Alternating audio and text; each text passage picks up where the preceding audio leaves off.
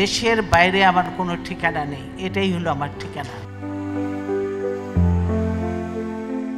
মায়ের মৃত্যুতে শোকে স্তব্ধ হয়ে আছেন ছেলে তারেক রহমান। মা হারানোর তীব্র ব্যথা নিয়ে এই কঠিন পরিস্থিতিতেও সামলাচ্ছেন দল, দিচ্ছেন নির্দেশনা। দেশবাসীর কাছে পরম মমতাময়ী মায়ের জন্য চাইলেন দোয়া। এক ফেসবুক পোস্টে তিনি মায়ের মৃত্যু সম্পর্কে লিখেন, আমার মা বিএনপি চেয়ারপারসন বেগম খালেদা জিয়া সর্বশক্তিমান আল্লাহর ডাকে সাড়া দিয়ে আজ আমাদের ছেড়ে চলে গেছেন।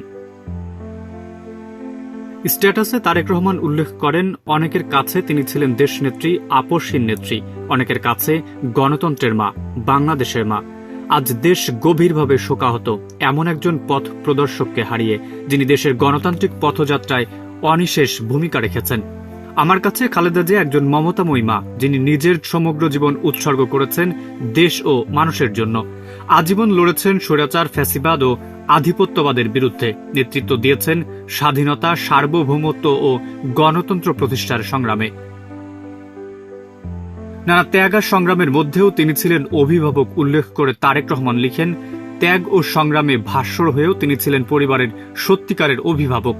এমন একজন আলোকবর্তিকা, যার অপরিসীম ভালোবাসা আমাদের সবচেয়ে কঠিন সময়েও শক্তি ও প্রেরণা জুগিয়েছে।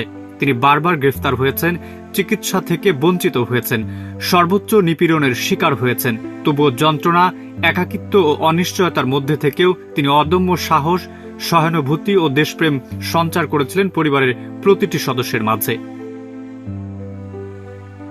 স্ট্যাটাসে তারেক রহমান উল্লেখ করেছেন, দেশের জন্য তিনি হারিয়েছেন স্বামী, হারিয়েছেন সন্তান। তাই এই দেশ, এদেশের মানুষই ছিল তার পরিবার, তার সত্তা, তার অস্তিত্ব।